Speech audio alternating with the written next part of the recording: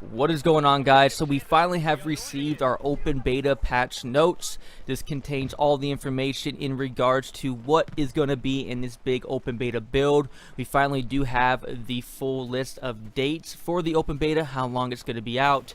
We have a lot of information to go into in this video, so I'm going to try to make it as concise as possible to save you guys the 33 pages of Google Documents in Arial font 11 that was given to us from the developers in regards to the open beta. So let's just jump into it and not waste any time. Let's first talk about the dates of the open beta. We already previously knew the open beta was going to start on September 4th, 1 a.m. Pacific Standard Time for those with EA Access, Origin Access, or Origin Access Premier, or who pre-ordered a copy of Battlefield 5. Everyone else will get a chance to try out the open beta on September 6th, 1 a.m. Pacific Standard Time, and the open beta ends for everyone September 11th, 7 a.m. Pacific Standard Time. So no news yet if there's going to be an extension or not. I'm sure we'll find out a little bit more about that when the end date approaches. But right now, officially, the open beta will end September 11th at 7 a.m. Pacific Standard Time. Everyone will be able to preload the open beta on September 3rd at 1 a.m. Pacific Time. But again, the early access members will get a chance to get into the open beta on September 4th, and everyone else will be able to jump on September 6th. Moving now into the actual open beta gameplay details, let's tackle one of the big ones, the TTK. They acknowledge that the Alpha 1 TTK was too fast, but they realized by lowering the values of the TTK for Alpha 2 only made it worse. So they don't want to change the damage inputs at all for the open beta, but they do want to make it difficult for you to consistently have max potential damage with your weapon. So they are going to make it more difficult for you to master your weapon, so the skill ceiling will be raised with the weapon of your choosing. This will hopefully make the TTK more difficult, and it won't make it as easy without affecting the actual damage inputs. What I really like seeing is they're implementing a lot of features for your gunplay, especially for aiming down sights. There will no longer be a aim punch, which would previously kick your sight away from your target during a gunfight if you ever get hit. So really there won't be any more excuses to be why I can't hit that enemy player, but it's really just left to you and your aiming and you mastering the recoil and all of the different features on your specific weapon to really give you that advantage on the battlefield. The developers did want to talk about a less popular acronym, the TTD, which stands for Time to Death. Since we have the new attrition theme coming to Battlefield 5, this will heavily impact how you die on the battlefield. No longer will you have your health be able to regen up to 100, but you have a regen value of 30 health points. Because of this, they still want to implement in the open beta, which they had in Gamescom, the ability to have a health pouch on your soldier to carry around with. So if you do fall short on health, you are able to one time and one time only regen your health up to 100. Again, you won't start off with this on the battlefield. You'll instead have to find a medic or a resupply station, but once you are resupplied, you'll be able to hold that health pouch one time only to reheal your health until you need to go around and fight a medic or a health station again. Alongside that extra health pouch feature, they are improving player visibility with the introduction of character rim light effects across the entire multiplayer experience, giving you better visibility in engaging enemy players. So hopefully these two implementations onto the battlefield will make that TTD much more reasonable. They showed an image in the open beta patch notes of Narvik that you're seeing here. This is probably what they took behind the scenes when they were trying to test out the open beta and these new features. And from the looks of Narvik now, and if you tried out the alpha, you would know that there is a massive improvement on what you're seeing in just this image. So if it's anything like this picture in the open beta for Narvik, I think the visibility will be much improved. They did say they still want to have weather effects on the battlefield, but they said they didn't want it to feel overpowering or commonplace. If you're curious what type of weapons and vehicles you'll get to experience in the open beta, from my understanding, all of them are going to be the same from what we've seen at Gamescom. So all those new weapons will be there in the beta. The one weapon that won't be showing up though is the MG34. This medium machine gun was available in the alpha, but is being reserved till launch of Battlefield 5. So unfortunately, you support players will have to wait a little bit longer if you didn't get a chance to try out the alpha to experience the MG34. But let me tell you, that gun is a beast, and it will definitely be worth the wait when it's available at launch. Let's talk a little bit about player movement, and unfortunately the one system I'm not seeing in the patch notes, and that is the buddy dragging ability. That of course is a feature to drag your down teammate around a turn to hopefully give you a little bit more cover when reviving him. So unfortunately I'm not seeing it in the patch notes, so we can conclude that will probably not be in the open beta, but we are seeing some quality of life changes when it comes to vaulting. No longer will you be able to vault when you're in the crouch mode, but only when standing. Alongside, you won't be able to vault when you're aiming down sight. So these are a few features to hopefully prevent players from accidentally vaulting through a window when they don't mean to. We are seeing crouch sliding coming to the open beta, but it will be heavily constrained to prevent it from being abused. One of the constraints will be a 2-second cooldown that will be in effect after every crouch slide is performed.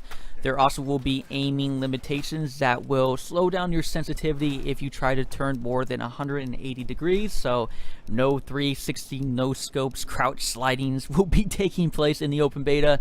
They're also increasing the accuracy penalty when crouch sliding as well. So they're aware that there's going to be some implementation issues when this is appearing on the battlefield. So they made note on the bottom that if there are animation problems or anything to do with crouch sliding that appeared, that they're well aware of it. We got to keep in mind that this is still the open beta, so there are going to be issues that will appear still. I do want to note for the PC players out there, they did address the AD spam and said that they are going to implement features into the open beta to prevent that from happening. But alongside that, it is nice to see the buddy revive duration being reduced. So even though we're not seeing the buddy dragging system being implemented, we are seeing the reduction in time of revives. For the medic class, the revive reduction is from 2.33 seconds to 2.16. But the big improvement is the buddy revive, which is anyone who is in a medic class can revive someone in their squad, reduced from 6.18 to 4.37. Your buddy who was revived will also restore full health, unlike the 30 HP previously. So again, even though we don't have that new feature, hopefully some of these implementations will make it a little bit easier for players to revive friends on the battlefield. Hopefully you guys are still with me after that mass amount of information I just delivered right there, but there still are some interesting details I've yet to share with you guys, so hopefully you'll still stick around for the rest of this. One of them being the changes coming to the vehicle gameplay. We're seeing a buff coming to the airplanes. The machine guns and cannons for airplanes have significantly increased damage. Airplane speeds have been increased to increase their mobility. Map flight ceilings have been increased to offer more space for dogfights. The Stuco B has gotten a engine torque increase as well, and all bombs have had their effective damage and radius increased. Heavy bombs are now much more powerful.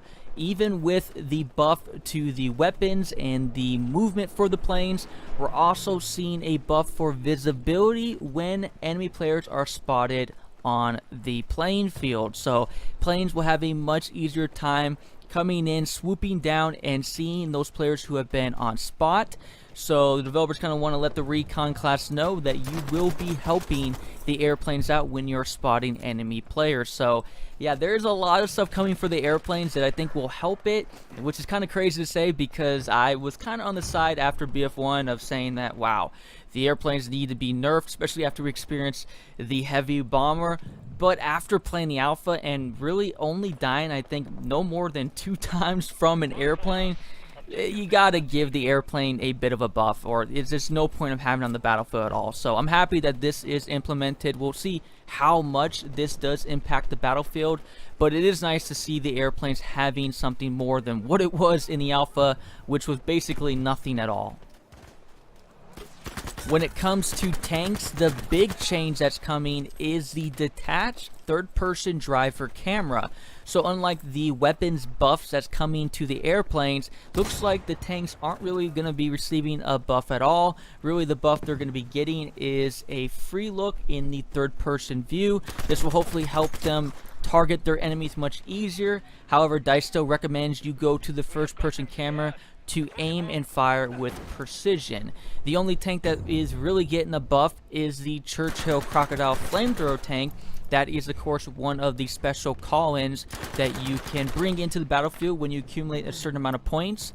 There is an increase of heavier armor coming to that vehicle, which I think is a good call. If it is one of the call-ins, it would be nice to see it not quite be a behemoth with armor, but more armor than just the regular tanks that you can have on the battlefield. To touch base a little bit on the two maps featured in the open beta, Narvik and Rotterdam, we're seeing an improvement with fortifications locations on the battlefield upon closed alpha telemetry data. So hopefully that means more fortification where the battles are actually at, unlike some of the fortifications in the alpha where it was kind of out in the middle of no man's land. So hopefully the fortifications is in much more meaningful positions. With Rotterdam, we're also seeing the ability to shut down enemy access to captured objectives with the fortifications. So I'm liking the sound of that. Again, I want the fortifications to be meaningful in one way or another. So I really do hope they make it accessible to shut down different alleyways and pathways and just give you the advantage when you are using this builder tool. There is an interesting note where they said in Narvik that they fed the Narvik whale to keep her happy and strong for the open beta. I wonder what that could entail. Getting close to the end here, let's talk a little bit about the class roles. We found out after Gamescom that the medic class will have the syringe equipped no matter what. And we already knew the support class could not only build faster, but they could build more variety. But now we're seeing the recon and assault class being defined a little bit more, with the assault class being able to regenerate 40 points of health instead of 30 when critically wounded. The recon class will now be able to sprint faster when critically hurt. So we're seeing a little bit more definition and exclusiveness between the four classes. Saving one of the best new features at the last part of the video, of course, the new fire damage that has been improved. Gradually now, fire damage buildup has been implemented as a core system, allowing players to run through intense fires without taking high damage. Thank you, DICE, so much for doing this. They even make it even better and say smoldering fire below boot height now only deal damage when you go prone, while standing up won't affect the soldier. They even are adding cooler stuff to this whole fire damage explosion system, where they said explosive fuel barrels can now create domino effects when standing close to other explosive assets, and even more, oil barrels with leaking ignitable functionality have been implemented. Thank you, DICE. We'll also be seeing a compass coming to the mini-map. They said a lot of people have been asking for that one. And there will be the squad leader mutiny that wasn't in the alpha, but we've had in BF1. This is where if you ask for your squad leader to request a capture point and they don't reply, eventually over time you will then take over squad leader. So that will be pretty interesting, especially when the squad leader is the only one who can use the new call-in system. But those were some of the highlights and things I wanted to point out for you guys in this open beta patch notes.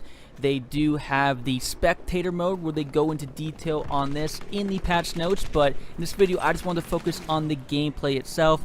I would encourage you guys to check out those notes because there is a lot of details in there, and I did try to go over the big chunk of stuff, but really at the end of the day, it was going to take like an hour-long video to go through each of these and go through all the routes that we can go down when it comes to these notes. But really happy that DICE did give us an exhaustive amount of information here. I feel like the more information, the better. So really cool stuff in my opinion. Feel free again, guys, to let me know your guys' thoughts down below. We are just around the corner to the open beta. Let the hype begin, and let's somehow make it through this weekend. But that is it for you guys today. Again, I always appreciate you guys being here. I am Livin', and I'll catch you guys again later.